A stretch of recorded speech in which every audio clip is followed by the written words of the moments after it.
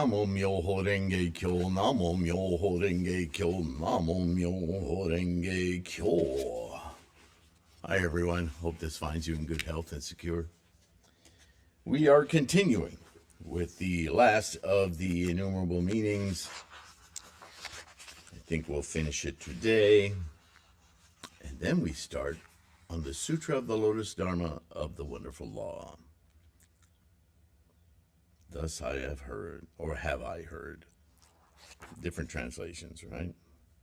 All right, so we are on the 9th inconceivable merit of this practice. The inconceivable merit power of this sutra is as follows. If good sons or good daughters receiving this sutra either during the Buddha's lifetime or after his extinction, leap for joy, acquire the unprecedented, keep, read, recite, copy, and adore this sutra, and explain its meaning discriminatingly and widely for living beings, they will instantly destroy the heavy barriers of errors or delusions resulting from previous karma and become purified, acquire great eloquence, gradually realize all paramitas, accomplish all samadhis, and Shurangarama samadhi. Now, as I've said before, and Nichiren says this in his own way, in his doctrine, yes?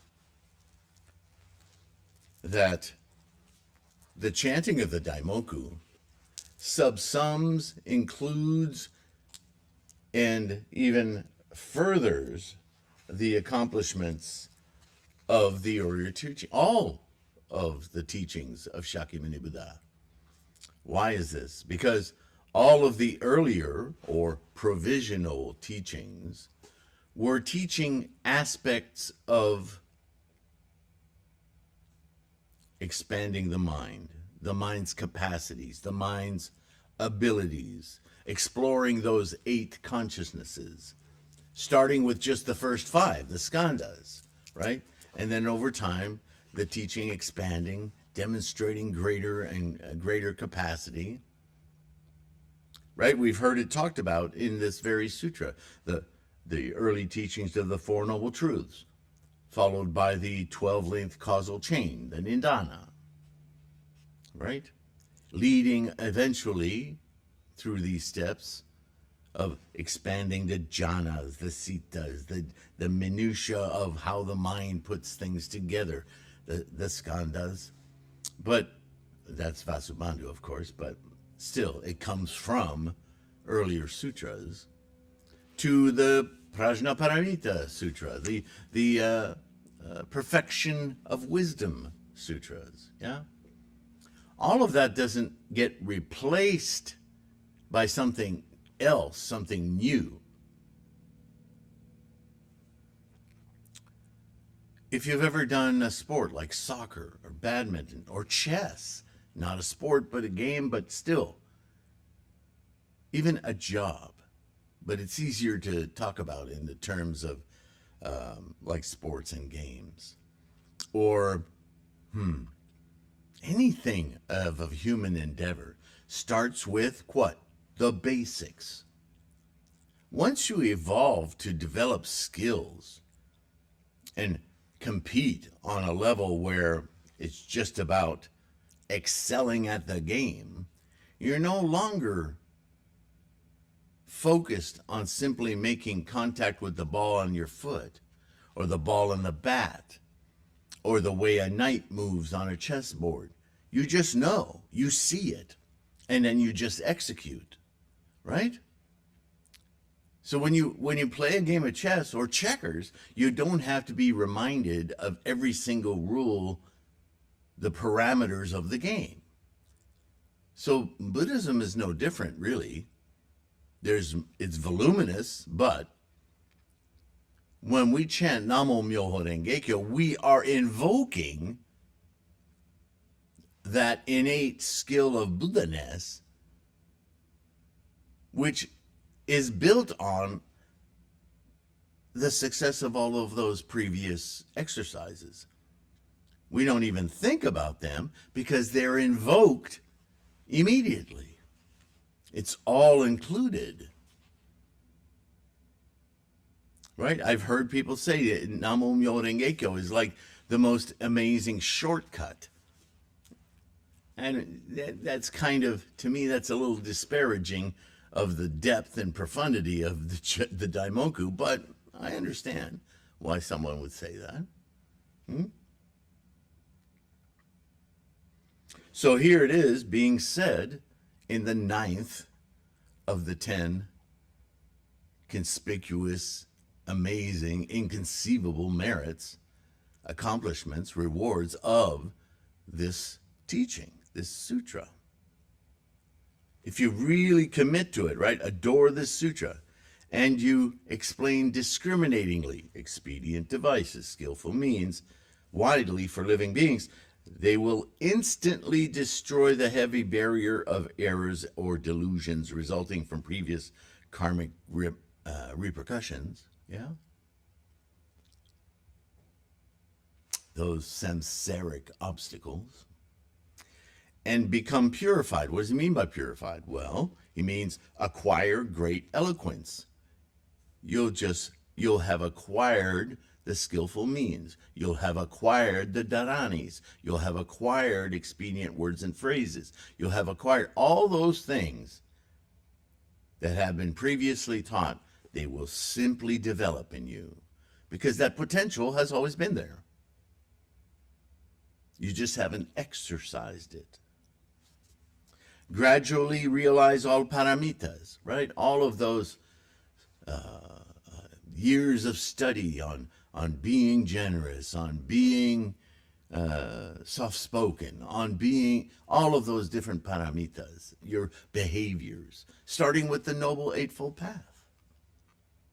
They will just come from you because you've just released them.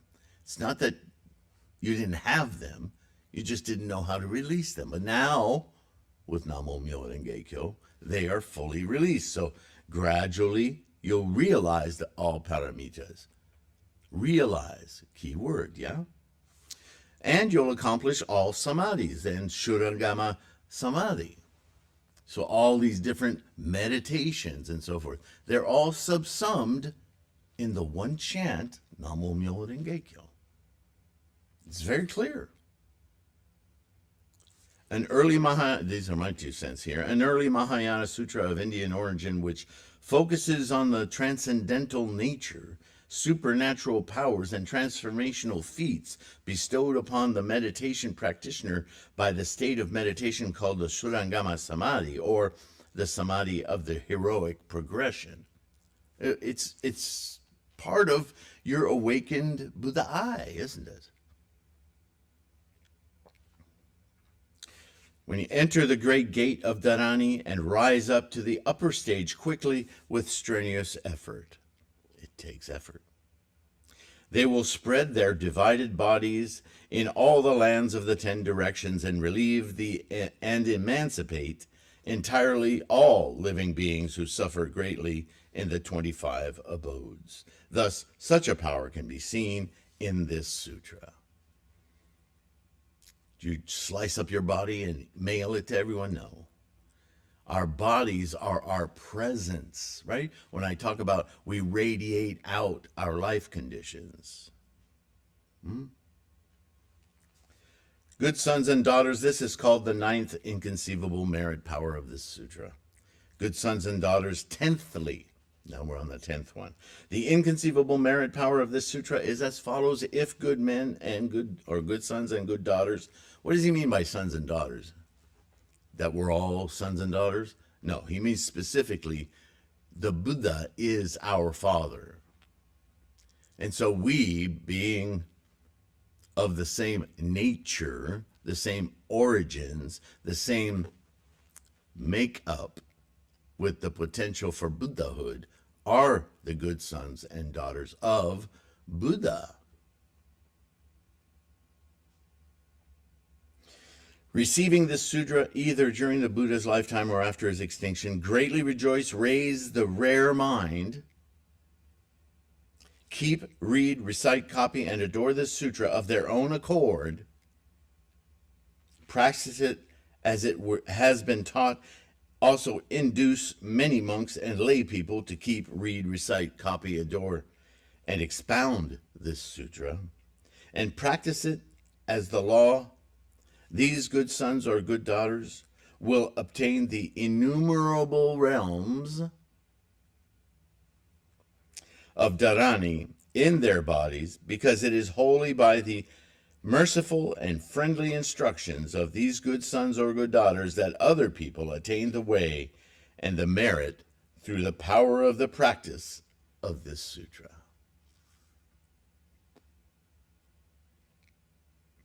They will make vast oaths and great vows of numberless asamkhya naturally, and from the beginning in the stage of ordinary men, and raise a deep desire to relieve all living beings of cravings and clinging.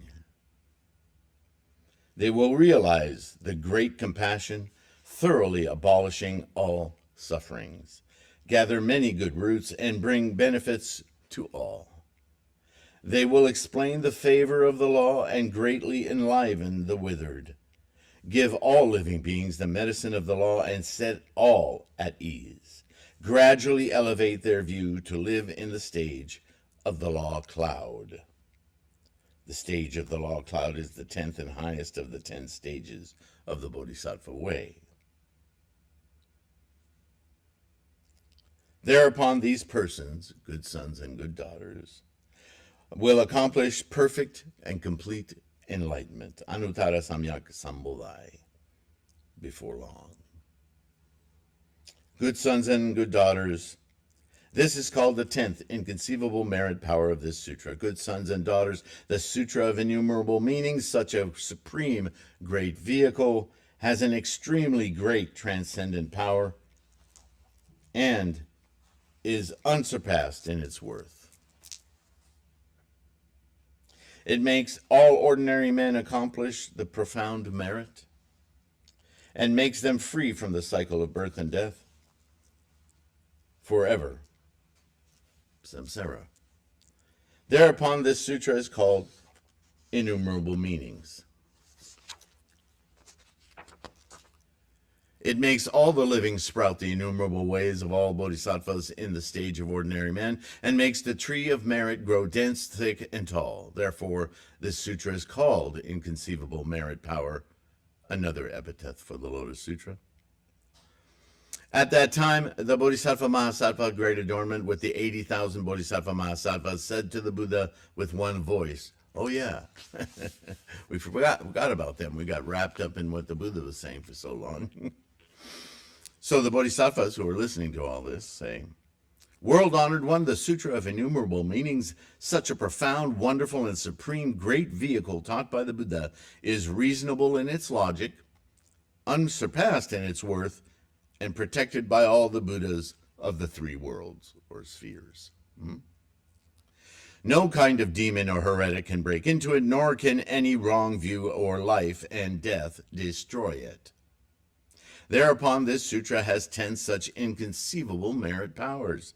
It greatly benefits innumerable living beings, makes all Bodhisattva Mahasattvas attain the contemplation of innumerable meanings, 100,000 realms of Dharanis, all the stages and assurances of Bodhisattva, and the accomplishment of the 4-way merits of Pratyeka Buddha and Arhat.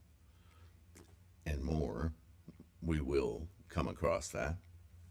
The world-honored one has taught such a law willingly for us in compassion, and made us obtain the benefits of the law abundantly. This is immensely marvelous and unprecedented. It is difficult to repay the merciful favor of the world-honored one. At the close of these words, the 3,000 great thousandfold world, or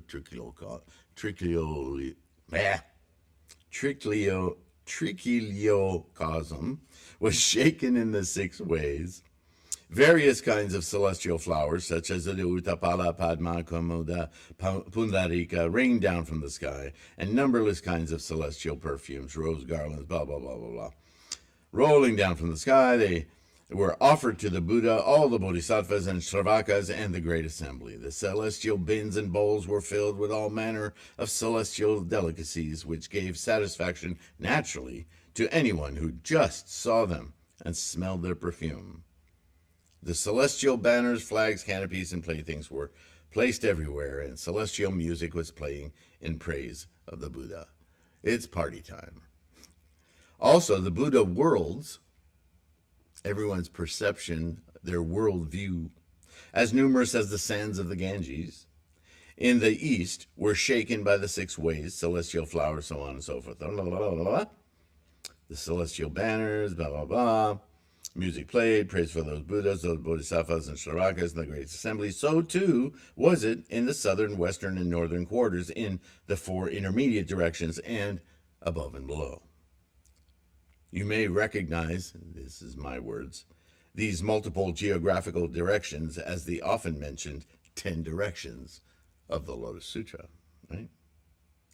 At that time, the Buddha addressed the Bodhisattva Mahasattva, great adornment, and the 80,000 Bodhisattva Mahasattvas, saying, "You should entertain a deep respect for this sutra, practice it as the law, instruct all widely, and propagate it earnestly. You should protect it heartily day and night, and make all living beings obtain the benefits of the law. This is truly great mercy and great compassion." So, offering the transcendent power of a vow, you should protect this sutra and not let anybody put obstacles in its way. Then you should have it practiced widely in Jambudvipa and make all living beings observe, read, write, copy, and adore it without fail. Because of this, you will be made to obtain perfect enlightenment rapidly. This repeated, again my annotation, this repeated exhortation to dedicate oneself in effort, study, commitment, obviates a vigilant attitude and a solid intent for the goal of practice for one's self-realization and the realization of all sentient beings. This is something Nichiren is always reinforcing, yeah? This point was certainly not lost on Nichiren, who reminds us often in his writings of the importance of our focused intent when chanting the Daimoku to single-mindedly seek Buddha, right? All right.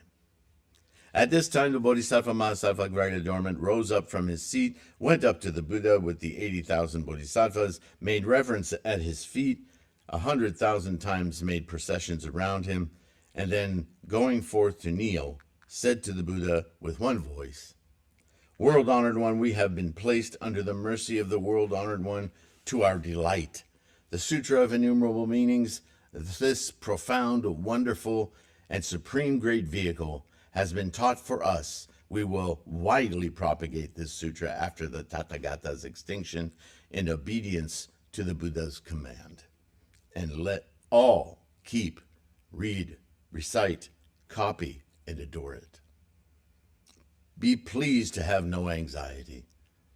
With the vow power, we will let all the living accept, read, recite, copy, and adore this sutra and acquire the marvelous merits of this teaching." At that time, the Buddha said in praise, "Excellent, excellent. All good sons and daughters, you are really and truly the Buddha's sons and daughters." See what I said earlier? "You are persons who abolish sufferings and remove calamities thoroughly with great mercy and great compassion. You are the good field of merits for all living beings. You have been the great good leaders extensively for all.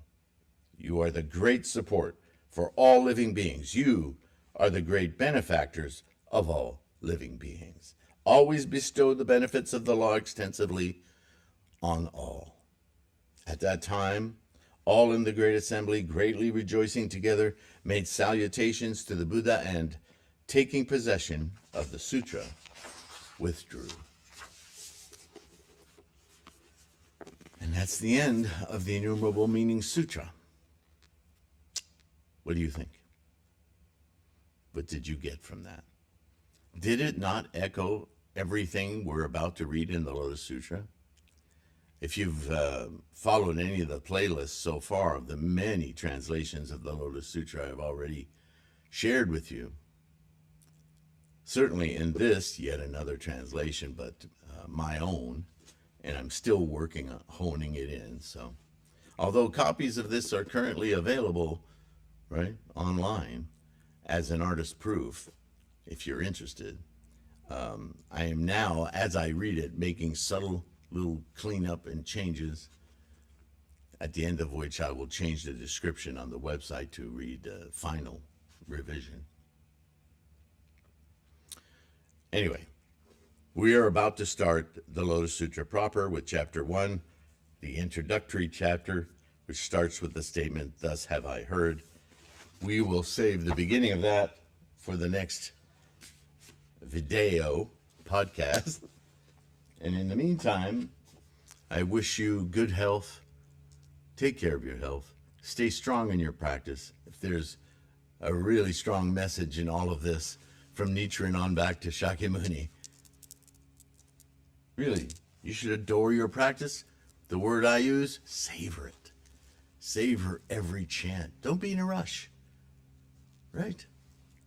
If you've ever done any framing, those of you gals and guys who like to build things DIY, right? You know, when you strike that hammer, when you strike that nail just right with the right hammer and it just sinks in, it's worth 10 fumbling strikes, isn't it? Just one good whack. So focus. Namu Myoho Renge Kyo.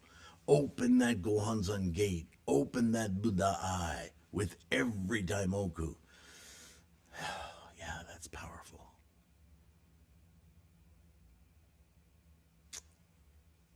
Stay strong. And I'll see you in the next one. Oh, don't forget all the links in the description. I didn't talk about that much today. You know what to do, and your support is invaluable, right? From just clicking a like and subscribe all the way to patrons. This is yours. This resource with all of its stores of information is about your practice. So make use of it as much as possible, yeah? All right. That's it. Bye for now.